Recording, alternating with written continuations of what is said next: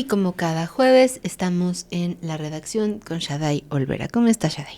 Muy bien, Carolina, muy bien. Ya casi bueno. la semana y Hoy... ya casi se hace sábado. ¿Tú no estás nerviosa sí, del sábado? Sí, un poquito. ¿O emocionada? Nerviosa. Pero ahí vamos. Muy bien. Sí. ¿Qué nos traes hoy, Shaddai? Pues, para informar sobre, ahora que hablabas con el subsecretario de Cultura y sobre esta histórica como desarrollo de la ciudad para de la participación ciudadana en foros, en pensar la ciudad, en cómo habitarla, pues va en relación esta nota, porque hace 14 días, el 7 de octubre, la Jefatura de Gobierno de la Ciudad de México expidió la convocatoria para la consulta a los pueblos y barrios originarios y comunidades indígenas residentes de la Ciudad de México para presentar recomendaciones y propuestas a lo que va a ser el Plan General de Desarrollo de la Ciudad de México. Que este Plan General de Desarrollo de la Ciudad de México está contemplado a que sea implementado y que sea el eje rector durante 20 años para la vivencia de esta ciudad, ¿no? Okay.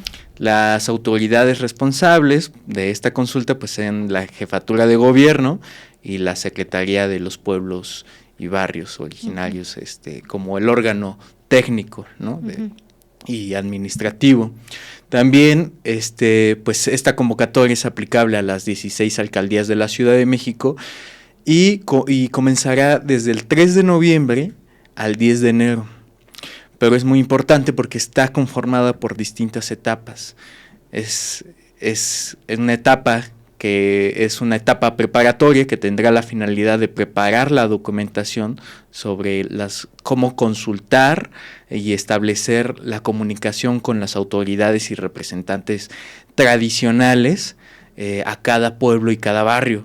También una etapa informativa donde se va a proporcionar información precisamente a las autoridades y a los representantes que sea completamente adecuada culturalmente sobre el proyecto general de desarrollo de la Ciudad de México, los fundamentos, los motivos, cuáles son sus objetivos, y esto pues mediante un proceso deliberativo libre y bien informado, ¿no? Justamente viene la etapa deliberativa que tiene por finalidad que los pueblos y barrios originarios junto a las comunidades indígenas residentes que de acuerdo con sus sistemas normativos deliberen de forma interna sus recomendaciones y propuestas para este programa general de desarrollo.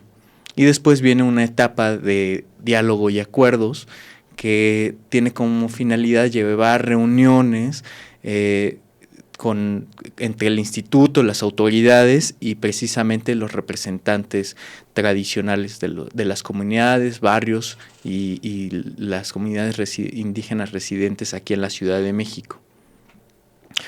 Y también la etapa de sistematización, el informe, protocolarización de los acuerdos, que tiene como propósito que las recomendaciones y propuestas recibidas en el proceso de consulta sean sistematizadas, analizadas y valoradas por el Instituto y la Secretaría de Pueblos para poder ser integradas dentro del Plan General de Desarrollo.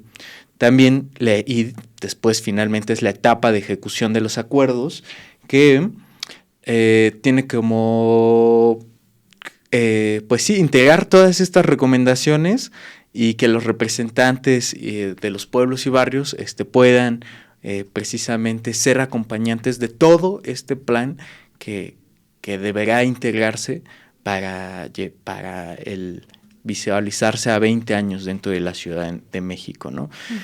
Claro, si hay una página donde está ya el decreto publicado en la Gaceta Oficial de la Ciudad de México, donde viene toda la convocatoria completa, todos los antecedentes, todo, digamos, el marco legal que lo sostiene, pero también pues hay canales para cualquier duda o comentario. En el caso de la Secretaría de Pueblos y Barrios Originarios y Comunidades Indígenas Residentes de la Ciudad de México, está el correo subdirección consulta.cepi@gmail.com y el teléfono 5511-02-6500 y el 5551-2883-800. Las extensiones son 6578 y 6535. Los horarios de atención es igual, 9 a 18 horas de lunes a viernes. También está el canal para el Instituto de Planeación Democrática y Prospectiva de la Ciudad de México. El correo es atención.ipdp@cdmx.gov.mx y el teléfono 55 57 47 7103. Y bueno, ¿por qué también la insistencia de remarcar y compartir los números y los correos en donde uno puede ir a aclarar dudas, hacer algún comentario? Porque como bien lo decía el subsecretario, esta ciudad, si recordamos, desde el 97, vamos a cumplir casi 30 años desde que la Ciudad de México elige a su jefe de gobierno, a su representante o a su gobernante. Uh-huh. Y de ahí ha venido un proceso de participación ciudadana que ha ido cada vez intensificándose más y más y más, ¿no? Antes era impuesto quien demarcaba el departamento del Distrito Federal, ¿no? Y después de que nosotros elegimos a nuestro gobernante, estas partes de subdelegados, poco a poco también se fue abriendo para la parte democrática o las alcaldías o antes delegaciones de la Ciudad de México, ¿no? Entonces, a diferencia de otros estados, la Ciudad de México tiene una constitución en donde tiene ese mecanismo de una construcción de que la participación ciudadana sea cada vez mayor. En otras ocasiones hemos visto, por ejemplo, el caso de Quintana Roo o el caso de Querétaro, en donde no hay en su constitución un marco normativo en donde haya una apertura a la participación ciudadana. Ha tenido que ser movimientos desde abajo, en donde presentan la propuesta, se tienen que aislar con otro diputado dentro de su congreso local para mirar o estructurar de qué forma quieren sus ciudades, ¿no? Uh-huh. Entonces esa es la gran diferencia de la Ciudad de México, ¿no? Entonces quiero también compartir la página del Sistema de Información, Estadística y Geografía de la Ciudad de México, el CIEG, para que también la población que quiera participar, pues se empiece a documentar más o menos en qué situación estamos en la Ciudad de México, ¿no? En este sistema, pues tenemos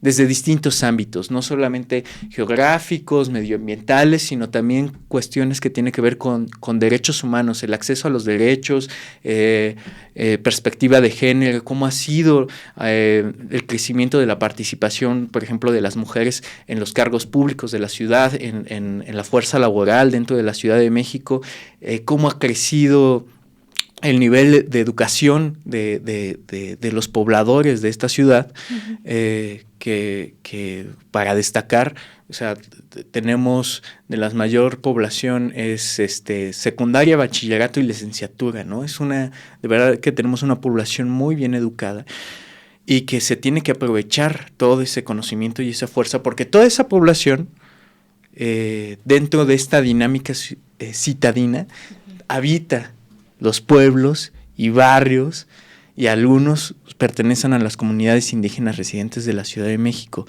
Sin embargo, también ahí hay pues un debate, ¿no? O sea, nosotros que habitamos la ciudad, ¿cómo nos identificamos en el espacio en el que habitamos, ¿no? Uh-huh. Es muy importante, ¿no? Porque, bueno, o sea, en el caso de las comunidades indígenas, pese a que desde las organizaciones internacionales se tiene reconocida la autodeterminación de los pueblos indígenas, por ejemplo, con la Organización Internacional del Trabajo desde los años 1929-1930,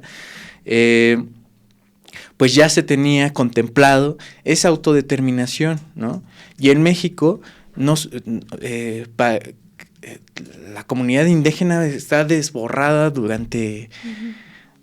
pues siglos, hasta que llega el 1 de enero de 1994, ¿no? Con el levantamiento zapatista y los acuerdos de San Andrés, en donde se empieza a hacer figura dentro constitucional a las comunidades indígenas y se reconoce a México como una, pues sí, una población pluricultural, ¿no? Uh-huh.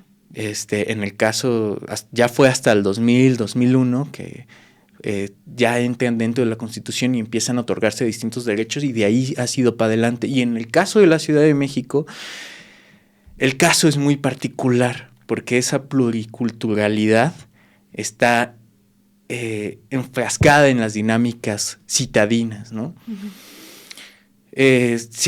Nosotros dentro de nuestra Constitución de la Ciudad de México que se promulgó hace poquito, en el 2017, sí tenemos definido cómo se define un pueblo originario, ¿no? Entonces, así de rápido dice, los pueblos y barrios originarios son aquellos que descienden de poblaciones asentadas en el territorio desde antes de la colonización y del establecimiento de las fronteras actuales y que conservan sus propias instituciones sociales, económicas, culturales y políticas, sistemas normativos propios, tradición histórica, territorialidad y cosmovisión o parte de ellas y cuentan con autoridades tradicionales históricamente electas de acuerdo con sus sistemas normativos y tienen autoconciencia de su pertenencia a un pueblo originario, ¿no? Uh-huh. Entonces, por ejemplo, ahora que la ciudad ha ido creciendo más y más y más, pues muchos habitantes, puede ser que hemos llegado hace un año, hace meses, hace 5 años, y estemos habitando en un pueblo originario, ¿no? Uh-huh. Y no lo sabemos, ¿no? Claro. No estamos integrados a la dinámica de participación política dentro de nuestros propios territorios, ¿no? Uh-huh. Sin embargo, uno incluso desde organizaciones internacionales uno se puede identificar, ¿no? Como pueblo originario pese a que no está dentro haya nacido o descendiente del pueblo originario, ¿no? Uh-huh. Simplemente porque la dinámica de la ciudad es muy grande. Este programa de desarrollo de la Ciudad de México se ha intentado implementar desde la gestión de Claudia Sheinbaum y por muchas ocasiones, o más bien se echó para atrás en el Congreso de la Ciudad de México precisamente porque no se tomó en cuenta, ¿no? En consulta previa a todas las comunidades y pueblos y barrios originarios de la Ciudad de México. ¿Por qué? Porque se tenía un registro, por ejemplo, en 2010 se decía que había entre 47 pueblos originarios de la Ciudad de México, mientras la Comisión de Derechos Humanos decía, no, hay más, hay 60, hay 70, ¿no? Uh-huh. Y entonces, entre un proceso de la Secretaría de Pueblos y Barrios Originarios de la Ciudad de México y comunidades indígenas residentes, se trató de llevar a cabo este trabajo de registro para tomar en cuenta la participación, ¿no? Después de que hubo muchísimas movilizaciones para aprobar los anteriores, ¿no? Entonces, esta nueva convocatoria hay que leerla muy bien porque también abre la apertura a que no es necesario que estés registrado dentro de este sistema de pueblos y barrios originarios, ¿no? Uh-huh. Simplemente a que tú también, como organización de vecinos, pues te consideres, ¿no? Dentro de estos barrios originarios, uh-huh. Comunidades, ¿no?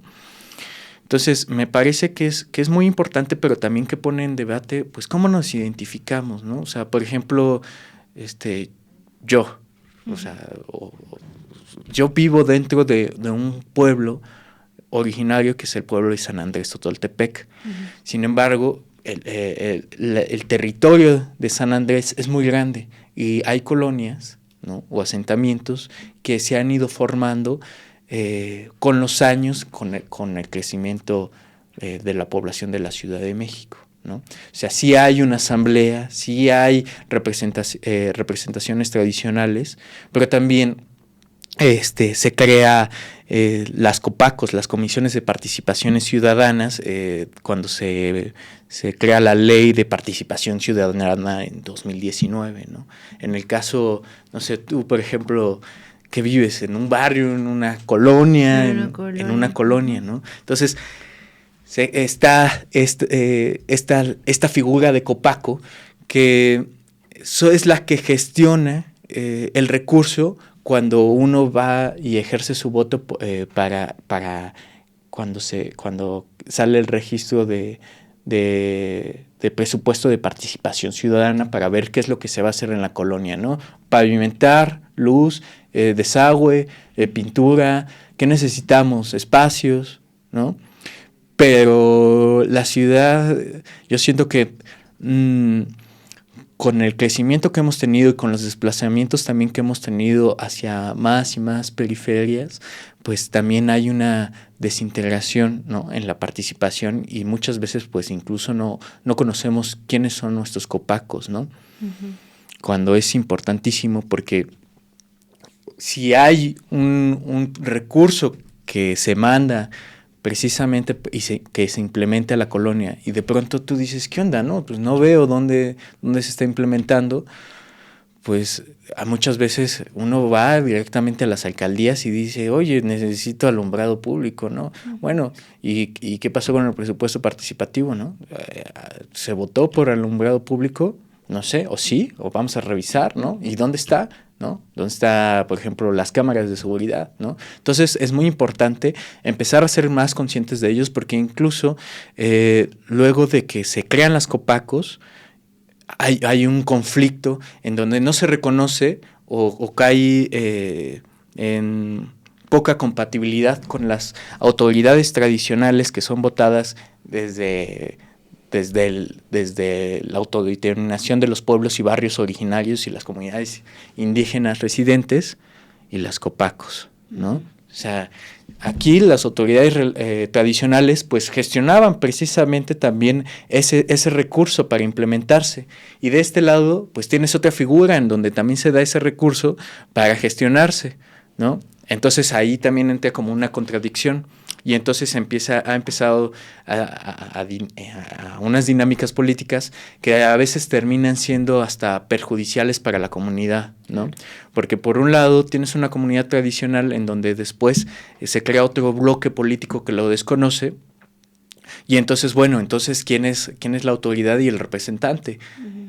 La autoridad tradicional que se tiene, por ejemplo, en el caso de ejidos o comuneros, o en el caso de pronto una copaco en donde responde, por ejemplo, hasta otros intereses políticos, ¿no? Uh-huh.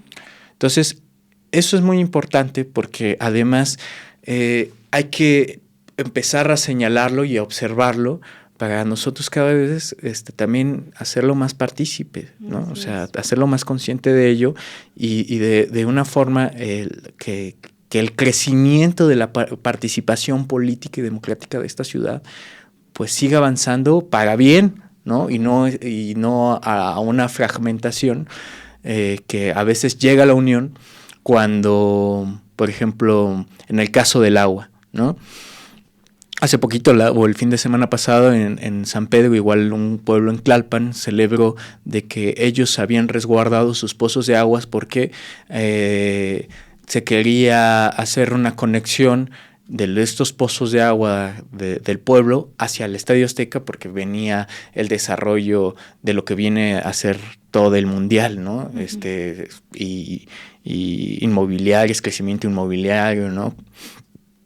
Y ellos dijeron, bueno, a ver, a nosotros no nos han consultado cómo está la situación del agua. Va a haber, o sea, si nosotros la mandamos hacia las partes bajas, por ejemplo, hacia el Estadio Azteca, donde está también el ejido de Santa Úrsula, uh-huh. Se supone que también tienen sus propios manantiales, sus propios pozos de agua, y que incluso algunos continúan bajo resguardo de privados, ¿no? ¿Qué pasa ahí? Ahí hay que hacer una regulación, y entonces, bueno, la población, el pueblo se organiza y dice, bueno, tomo yo el pozo de agua y de aquí no lo vas a mover porque ¿dónde está que se nos asegure ese recurso, ¿no? Por ejemplo, ¿no? O estas discusiones internas dentro de los mismos barrios, dentro de los mismos pueblos, ¿no? Uh-huh. Entonces, bueno, pues yo lo traigo ahí a la mesa y yo creo que va a ser un tema que va a dar mucho de qué hablar porque se van a discutir distintos temas, ¿no? Desde desde derechos humanos, desde cómo está organizado el territorio, ¿no? Yo traigo unas imágenes que son precisamente del plan de desarrollo de la Ciudad de México, de la propuesta anterior, donde hay alguna información que uno puede ir revisando más o menos para darse la idea de cómo está el panorama, cómo se fue integrando, sin embargo no tomarlo como la información ya dura y crítica, ya la que está asentada como tal. Porque desde que se dio este proceso de la aprobación del primer plan de desarrollo de la Ciudad de la Ciudad de México y el ordenamiento territorial de la Ciudad de México, pues desde distintas colectividades incluso se organizaron y se capacitaron para hacer una gestión del territorio, saber cómo está incluso su territorio desde una escala mucho más, digamos, fina, ¿no? Ya estando dentro de sus mismos ejidos, de sus mismas colonias, de sus mismas calles simplemente, ¿no? Y bueno, pues esto es para compartirlo y estar al tanto de cómo se va desarrollando este proceso de convocatoria, de escuchar, de diálogo, ¿no? Claro. Porque además está a la vuelta de la esquina y está en unos meses, pues es noviembre, diciembre y enero, ¿no? Son casi, la gente está más pendiente de sus familias, de las fiestas y la participación política pues se deja un poco de lado, ¿no? O sea, hay que estar muy atentos a ver qué sucede con estos procesos de participación, qué dicen los pueblos y barrios y las comunidades indígenas residentes en la Ciudad de México, las registradas y las no registradas, y también la ciudadanía en general de la Ciudad de México, revisar un poco de la historia, el lugar al que estamos llegando, al que estamos habitando, ¿no? El norte de la Ciudad de México pues también tiene una historia muy distinta a lo que tiene el sur, ¿no? Desde que son ejidatarios, comuneros, tienen representantes ejidales, tienen asambleas comunales, o simplemente un jefe ejidal, ¿no? A lo que hay en el norte, ¿no? Que hay pues representantes vecinales, ¿no? Entonces, a cada uno de los habitantes de la Ciudad de México, pues invitarlos a conocer un poco su historia del lugar al que habitan y a ver cómo está el panorama político dentro de las pequeñas comunidades, ¿no? Claro. Pues sí, estar al pendiente. De pronto, pues creo que como muchos temas que tocamos a veces aquí desde la redacción, que nos pueden parecer como muy ajenos y como muy raros, ¿no? Quizá habitantes de la ciudad quedamos por hecho el habitarla ya, y este ejercicio, pues sí, ciudadano, político, de reapropiarnos también del lugar, y sobre todo esto que nos comentabas al inicio de que va a ser definitorio, ¿no? Para los siguientes 20 años en la ciudad, y entonces creo que sí es como un cambio de percepción, pues, ¿no? O sea, el vernos como eso, como habitantes que estamos en una ciudad, y la otra como agentes importantes, un agente político, un agente que pues sí también de cambio, de reconocimiento a los pueblos originarios, y esto de la comunidad, ¿no? Yo hasta ahorita que me lo preguntaste antes, o sea, eso, ¿no? ¿Dónde estamos? ¿En una colonia, en un barrio, o también dentro de un pueblo originario? Porque la Ciudad de México de pronto parece que esta cuestión de la urbanización puede borrar también parte de nuestra historia, ¿no? Claro, y tener mucho cuidado porque ese símbolo, esas dinámicas y ese borrar, pues también debilita, ¿no? Claro. La cuestión participativa política.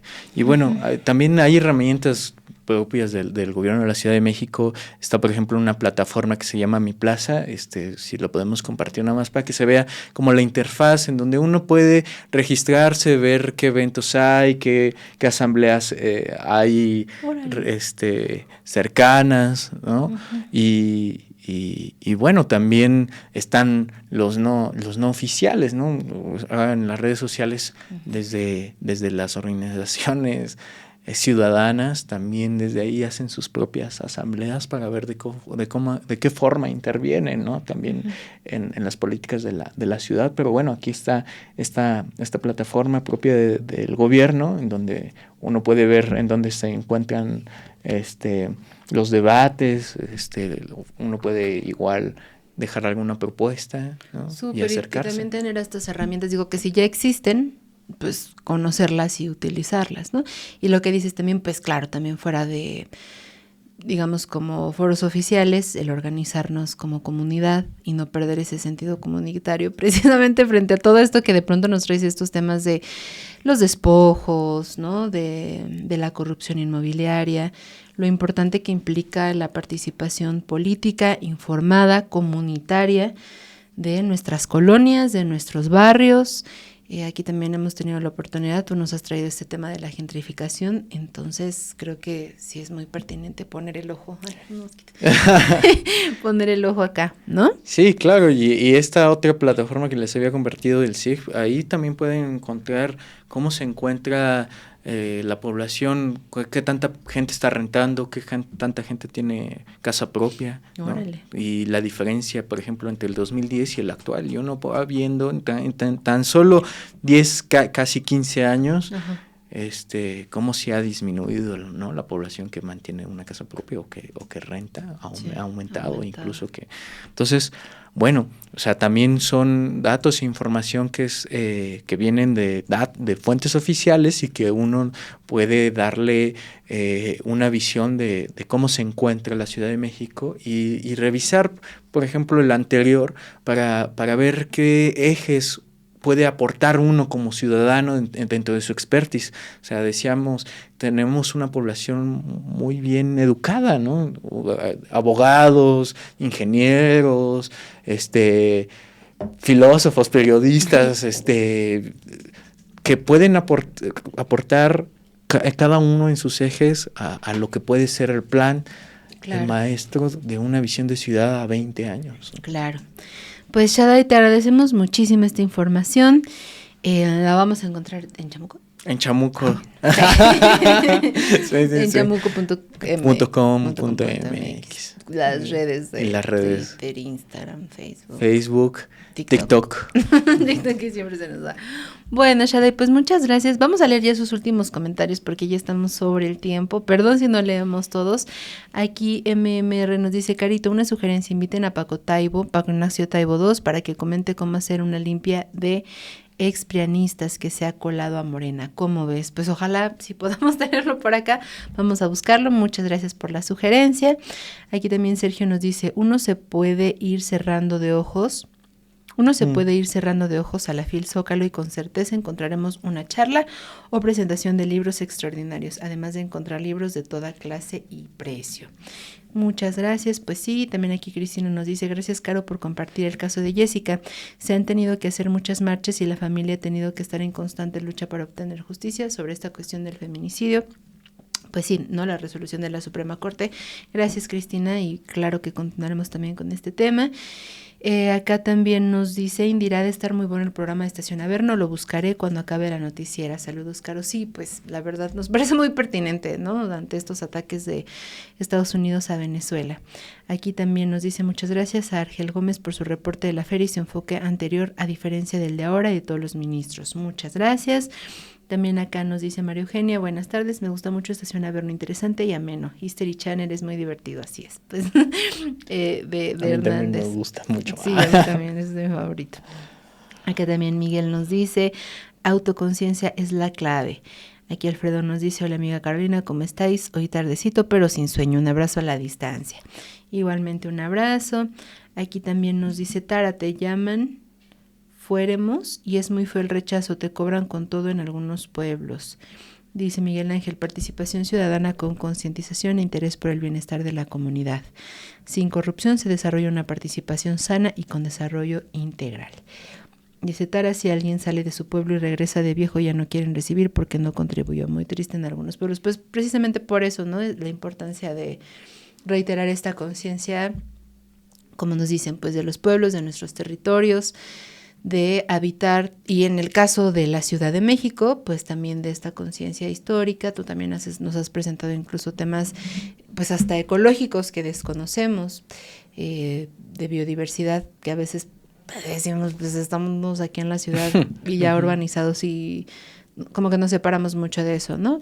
Sí, pero esto que dice la compañera es muy importante visibilizarlo porque sí, se crean facciones políticas que en donde a pequeña escala que terminan siendo, sí, terminan incrustando y terminan afectando a toda la población que vive en esa localidad, ¿no? Claro. Una de las cuestiones, así un comentario rápido, por ejemplo, las representaciones o las copacos, muchas veces, como no se recibe tampoco como un salario o es mínimo, otras veces ha caído como en casos de corrupción en donde acaparan justamente ese dinero que hay que gestionar para las colonias, los barrios y las localidades. Entonces es importante que lo veamos porque como vecinos tenemos que organizarnos y decir, oye, algo está pasando ahí, ¿no? Claro, sí, hay que estar al pendiente. Y aquí Wanda nos dice, Shaddai siempre nos trae temas interesantísimos. Ay, muchas gracias. Pues Shaddai, te esperamos con otro tema interesantísimo la siguiente semana. Claro que sí. Recuerda que si quieres ver más contenido como este, sintoniza de lunes a viernes la noticiera a las 11 de la mañana por Chamuco Media.